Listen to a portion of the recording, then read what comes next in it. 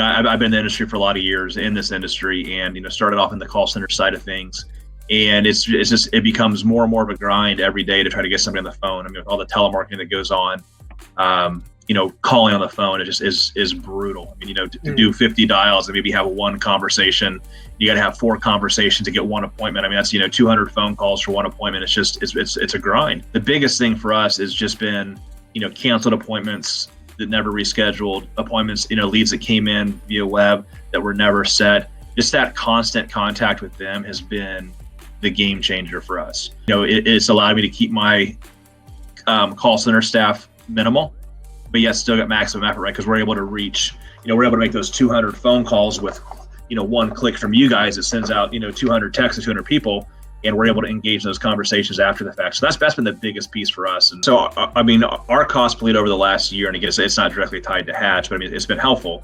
But I mean, our cost per lead last year was about the $480 range, and we're at $353 so far this year. So I mean, we've knocked about $130 off cost per lead. Once that lead comes in, I mean, that you've paid for it, right? So I'm a firm believer, like you got to keep squeezing the juice till there's nothing left in that lead.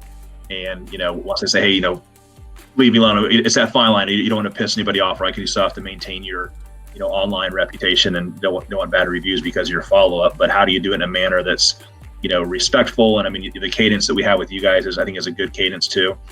So if done right, I mean, you can definitely maximize the opportunity to turn those leads into sales opportunities. I mean, we know one thing that sales guys are really bad at, and that's follow-up. And so, a lot of our stuff that's come through via Hatch has been, quote unquote, laydowns of like, yeah, I never got the quote from so-and-so, like, what's the status of that? So we're able to like nudge the sales manager to be like, hey, dude, Billy needs to get a quote over to this client. And those clients, are ready to buy. And so it's a lot of simple stuff like that, if we didn't have that automated follow-up, what would have happened to that lead? And maybe it disappears, right? And it's allowed us, especially in this crazy time, right, to maximize our call center staff's, functionality and their effectiveness. We're able to really just hit a lot of people with, communication without having to have, more people and more bodies and more costs added to our call center team. It's also been great because, again, during COVID, we kind of extended our call center hours, which seems counterintuitive, but it allows us to be on Hatch longer and later in the evening when a lot of people are actually able to communicate.